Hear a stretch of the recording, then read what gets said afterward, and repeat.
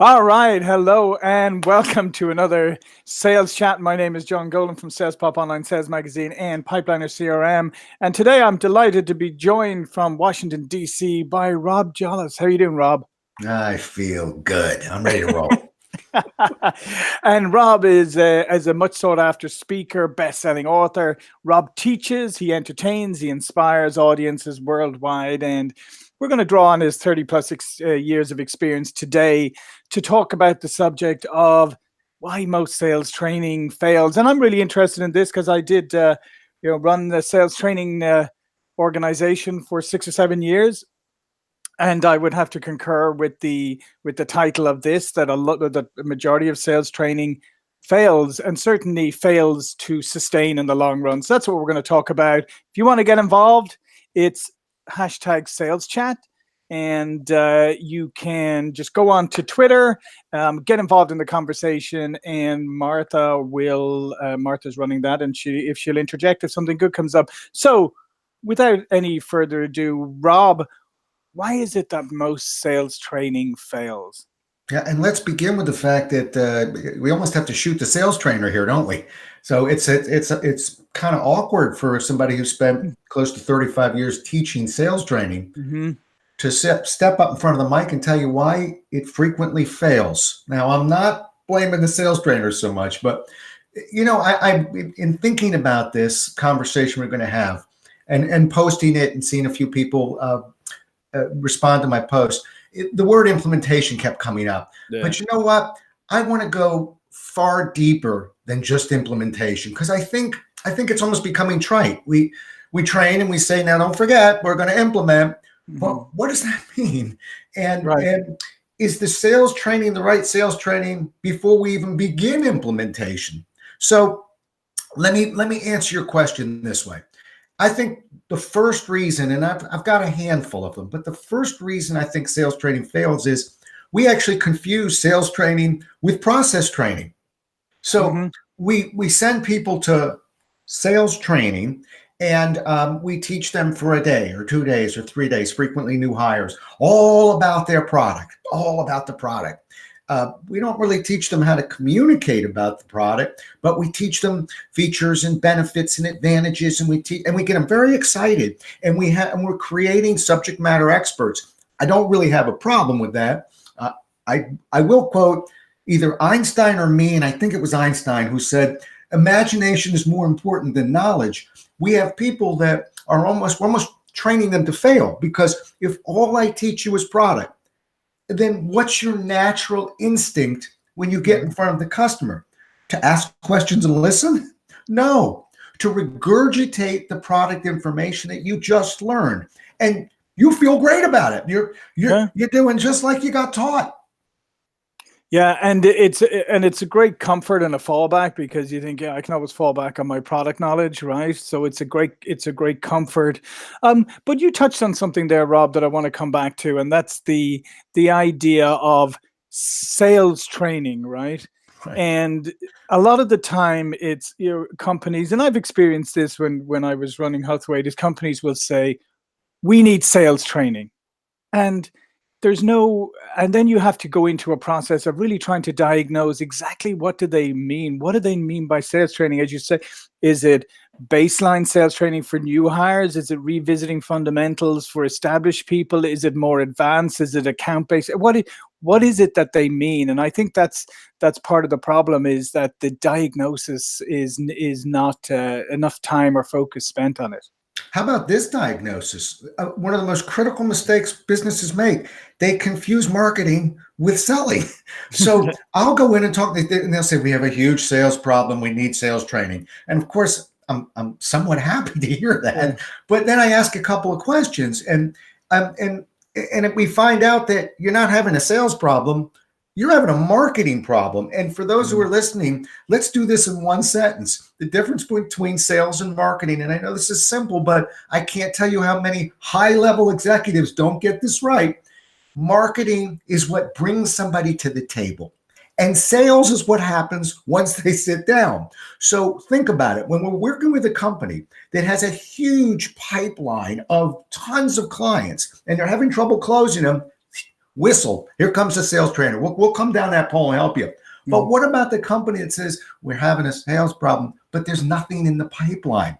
So it's not the sales training that's failing them. It's their inability to actually market their product and brand themselves. And it's a completely different issue. And sales training won't fix that.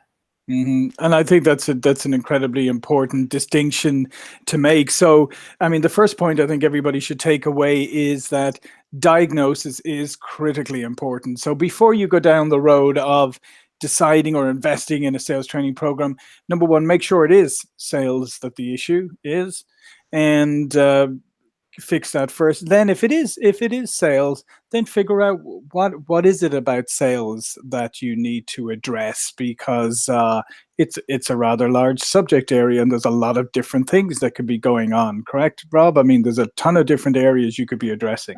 Exactly. So now we've got that cleaned up. Let's push back into the sales part of it. So one, we're confusing product training with sales training. Interesting enough, and people who follow my career and me, you'll know that I spent years with Xerox. I was a New York Life agent. They taught me to love selling, but Xerox taught me how. And interestingly enough, when you learned in Xerox, their old sales training program, the one that got all the press, we spent 2 weeks and never once talked about a copier or a printer or anything that had to do with the Xerox product. We sold answering machines and airplanes. And got spec sheets.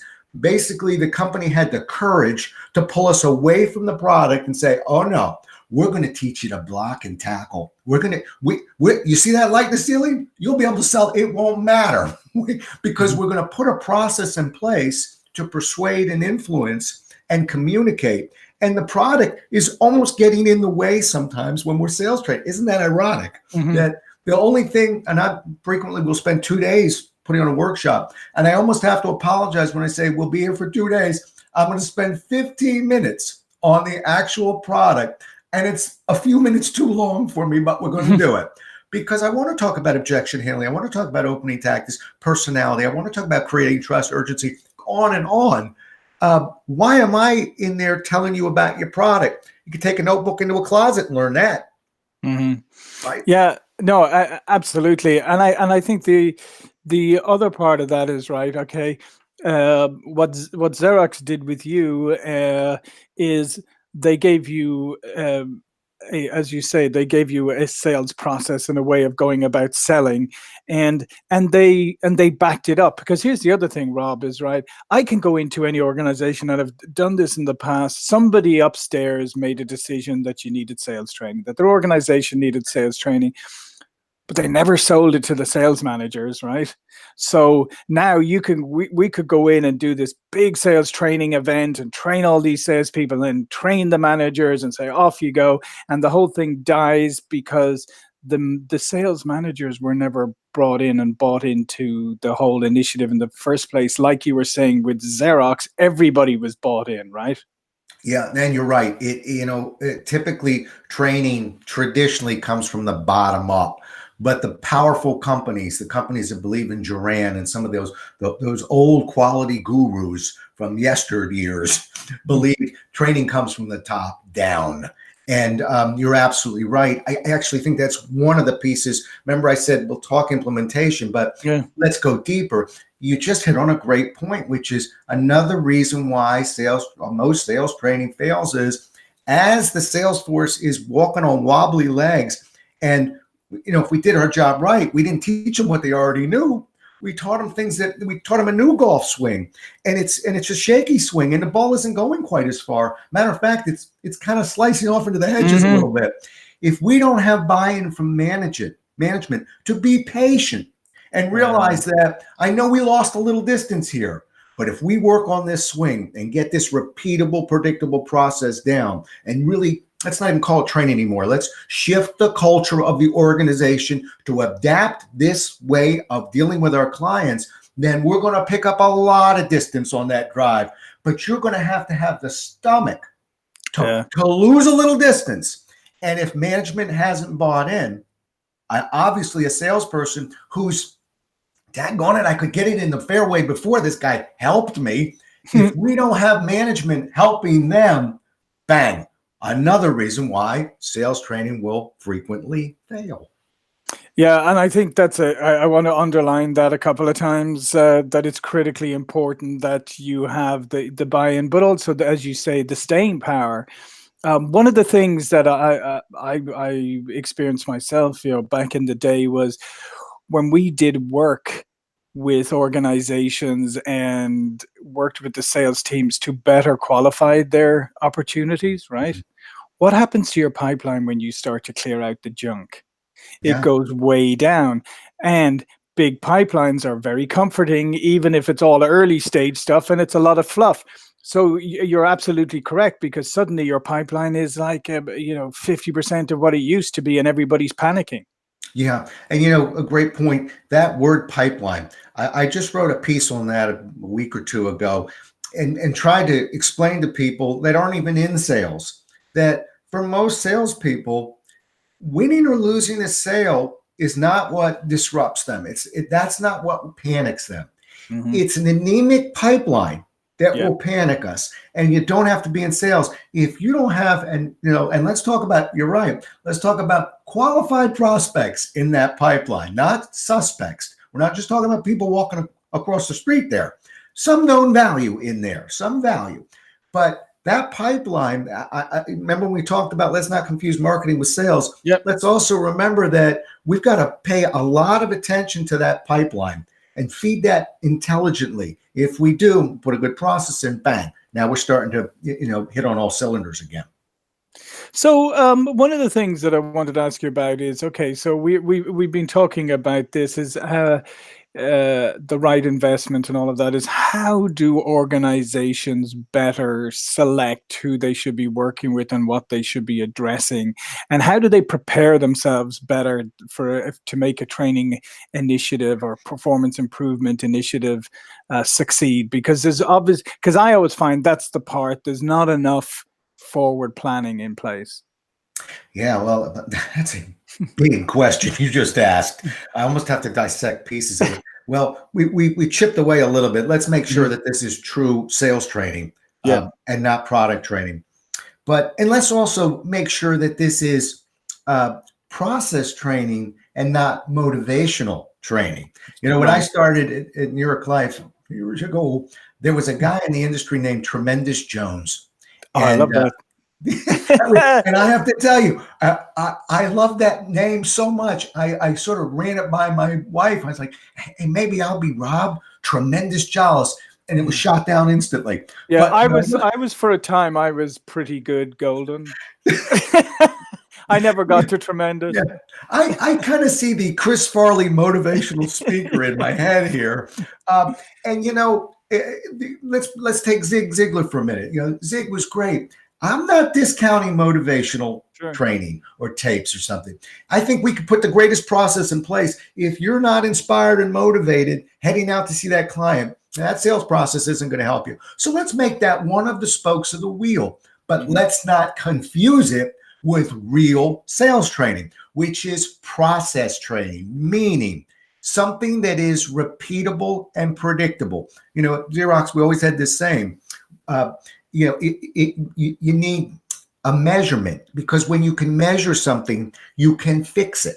And you think about anybody listening right now, the process you're using right now, is it truly measurable? Is it repeatable and predictable? And you asked a big question, so I'm chipping away at the answer. There's another piece we have to pay attention to. When I say repeatable and predictable, I'm talking about the technique. I'm leaving the salesperson style alone. I am not going to mentor them out of what they're bringing to the table.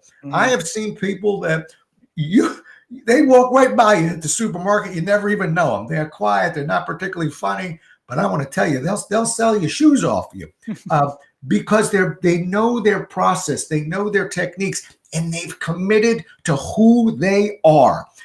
We talked about how it fails. After we product train people, we frequently hook them up with Larry, the grizzled vet. And we follow Larry around, and Larry's a genius, but he's an unconscious competent. He's probably not, he can't articulate. He's like a natural athlete, which if you haven't noticed, natural athletes don't make the greatest coaches. No, Okay. no, they don't. Right. The grinders make the good coaches. The guy who never got out of AA baseball, that's the guy who makes the good coach because he has made a science of what he's doing. So we hook him up with a grizzled vet who's usually an unconscious competent, and he's blurring the line between style and technique. And so he's saying, you got to look at me. I remember my dad used to say, when I said he was a bully at school, he said, you put your finger under that bully's nose. You tell that. But now my dad was a 25-year Marine. Mhm. That was his style. I learned to run and run fast. I was a distance runner. I was a good marathon runner and a triathlete. That's my style. Okay. So we have to commit to who we are and realize there's a separation between technique and process. Yeah, I love that, by the way. Just as an aside, my first ever martial arts master said that the best form of defense was a clean pair of heels. In other words, like you turn and run as fast as you can. Yeah, well, live to fight another day. Exactly, exactly. Don't fight if you don't have to. So the other important part of this, as we were talking about, is sales training and process training. Right. Number one is you have to establish that it is process that counts at the end of the day. That the top performing sales organizations, the top performing salespeople follow process. And the second part is you've got to focus in on the sales managers, right? Because if you don't equip the sales managers to be able to reinforce this process and they feel comfortable with it, then they won't reinforce it. And the salesperson will go, that was training initiative du jour. Don't need to worry about that. It'll be gone in a couple of months. Nobody pay. So you've got to focus in right on the sale. The sales managers are key to the success of any initiative, right? Yeah, they are. And you know what? I think if we're smart, we could even put a small process behavior behind what you just said. And I'll tell you what Xerox did as an example. Listen, I was a salesman for Xerox and a sales trainer, and I actually taught quality for Xerox. And everybody kind of came and went from that quality movement. But if you want a poster child on successful implementation, look at how Xerox implemented its quality for decades. And it was a very interesting way they did it. Of course, they battled management a little bit, as they normally do, but they actually changed the review process of the individuals. And they said, for the sales force as well, they said, listen, you're going to need to do these 4 or 5 things. One, we want you to hit those sales numbers. But one of them that was tucked in there was adhering to the process that we were putting in. Quality is an example. You had to be on 2 quality teams a year. So for us to advance in the company, when you meet and sometimes exceed expectations, that's very good. But I had a manager tell me, you can go ahead and put some nails in the wall of that cubicle because you're not moving with that. That's C+. We all are searching for exceeds expectations in all areas. If we rewrite our books a little bit and say, listen, to advance, I'm thrilled that you're 300% of plan. Don't get me wrong. And that is 60% of the review process. But 15% is adhering to the process. Now, we got to have companies that have stomach for this, to look at a performer who's 300% above plan and say, I'm giving you a C+. We don't use those words, but I'm giving you a meets and frequently exceeds, but you don't exceed in all areas because you're not exceeding here. What that does is that reinforces through a process behavior that, so I got to hit my plan and stick to the company culture. Last thing about that, but again, I'm an old school Xeroid. The company's changed a little bit, but when I was there, you knew 2 things when a Xerox person showed up. 1, we're probably going to cost about 20% more than anything else you're going to see, and 2, we're going to be well trained, and that's because we stuck to our processes. It was a culture there, and it wasn't an option. Training wasn't an option. And you threw in something very interesting too.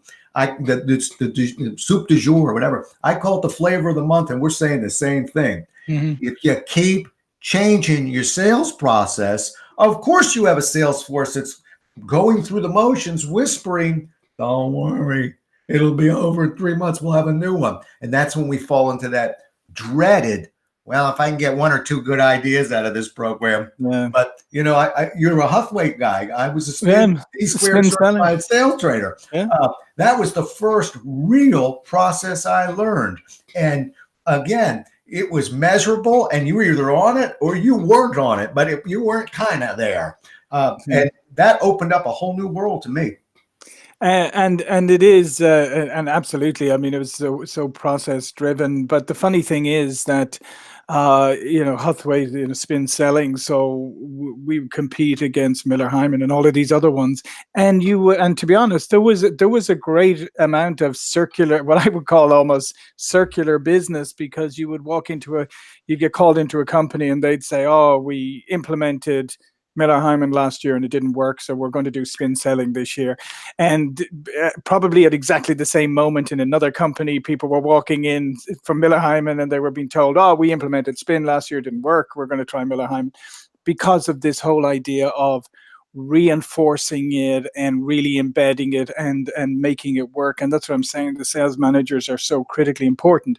But here's another point that I wanted to ask you about, Rob, is and this is another area where things fall down, is you can do the best training and all of that, you can get the buy-in, but if you don't set up proper measurements of success, right, and that has to be short-term, medium, and long-term, because if you just say, "Oh, if you do this, your sales will increase 200%," I mean, that's so far in the future. You have to have incremental steps to get there and to measure, right?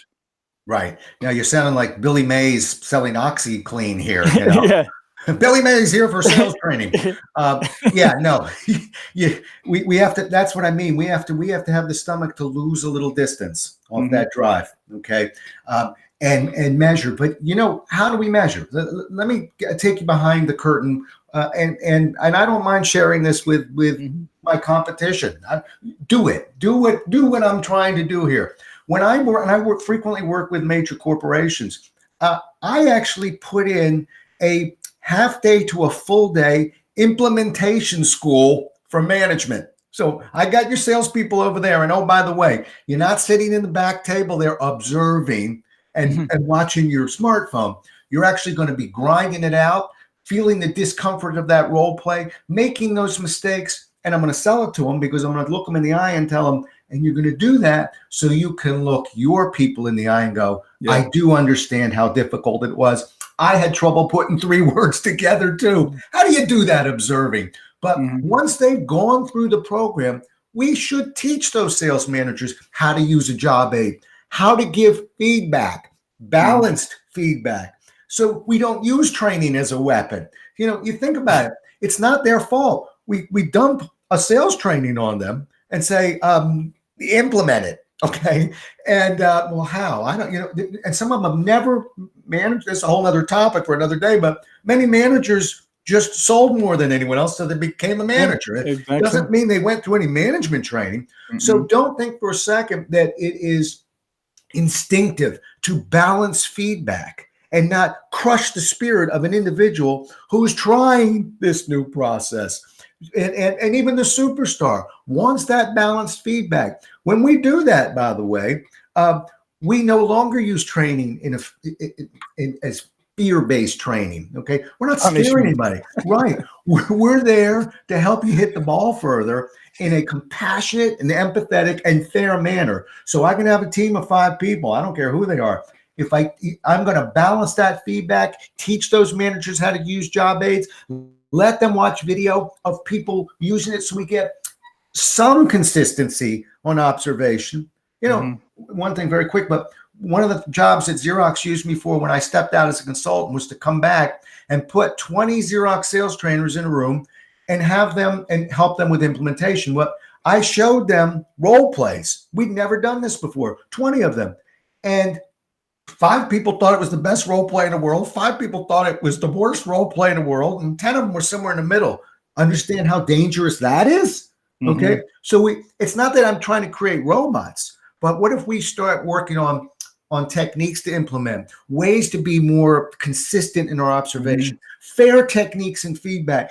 Now we can start using the word implementation. But drop out what I just said in the last 3 minutes, and I think you can see a major reason why those companies are changing every year.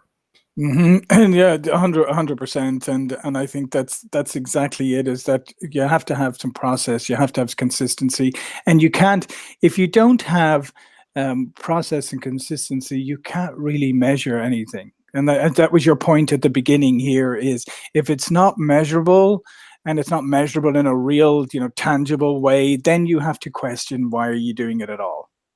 Right. How do you fix it if you can't measure it? Mm-hmm. Even when as a trainer, why do we have evaluations? Why do we seek information from our audiences? Because I don't want to finish a workshop, step out in the hallway, have you look me in the eye and go, how'd it go? And I go, they look pretty happy. Well, that's a good measurement, Rob. Thank you. And we'll go ahead and fill out that invoice for you. I better be better than that. Yeah, no, absolutely. Well, listen, in the last few minutes we have here, Rob, one of the things that we like to ask our guests is just something a little personal about what is your, yes, I love the look on your face when I say a little personal, but no, it's not like that. It's what is your power tip? Like, what do you do to set yourself up for success every day? All right. And you didn't ask me, I've never heard this question before, nor to hear any others, but I'm going to answer it very quickly. I actually have a little lightning bolt that I pin on before I get in front of a client. And that lightning bolt, I've been pinning that bolt on since I was 23 years old. And that bolt stands for energy and enthusiasm. And I don't care how smart I may be or how many books I may have written or any of these nonsense. I don't show up there with energy and enthusiasm. You can forget everything else. Today, we've talked before, but I think you notice I'm a fairly relaxed guy when we talk. And one of the reasons is because I'm confident that I'll bring energy and enthusiasm. And if I do that, everything else will typically fall into place. I can be the smartest guy and get everything in place, but if I don't bring the energy and enthusiasm, it's going to be a song that we're singing and it's going to be flat. And so you would think after 35 years that I would stop with the lightning bolt already. No, we're as good as the last conversation we have, aren't we? So this is a nice reminder, and it's a process behavior of mine. Yeah, and what I love about that too, Rob, is it's one thing that I've been talking a lot about recently, and you just encapsulated in a lightning bolt. That's actually great. Is you have there's a lot of things you don't have control over, but one of the things you have complete control over is how you choose to show up every day.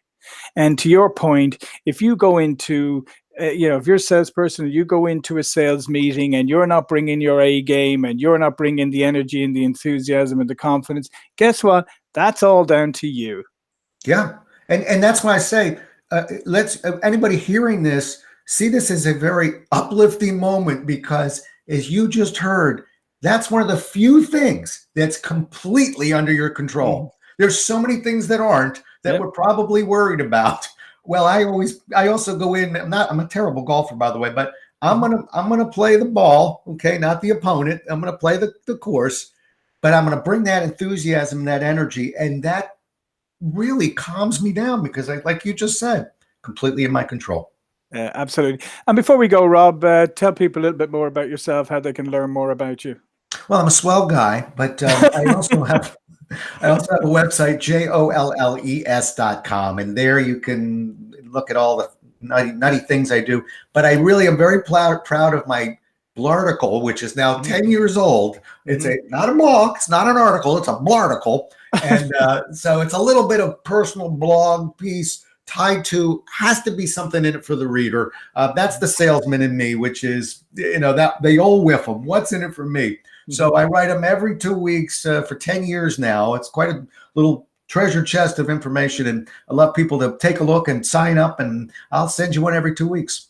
Yeah, and I would encourage people to do that. Unfortunately, I'm yet to earn a Robblehead. It's still on my bucket list, and you can explain that quickly before you go what that is. Oh, I wish I had one near me, but there's a miniature Rob Jolles. There's only 100 Robbleheads that are roaming the earth right now, and so I still have about 26 of them. They're typically one in seminars, or occasionally I'll let one go. We'll talk afterwards, but next time we talk, you'll have a Robblehead in that studio. Excellent. Thanks, Rob. All right. John Golden, SalesPOP Online Sales Magazine, Pipeliner CRM. Rob, it's been fantastic. Martha, all good on the Twitter chat? Every fine. Excellent. Fine. All right. Well, listen, we'll see you all for another expert interview really soon. And thank you all for joining today. And this is going to be recorded, so make sure you share this with your friends, acquaintances, family, even people you don't like. Go on.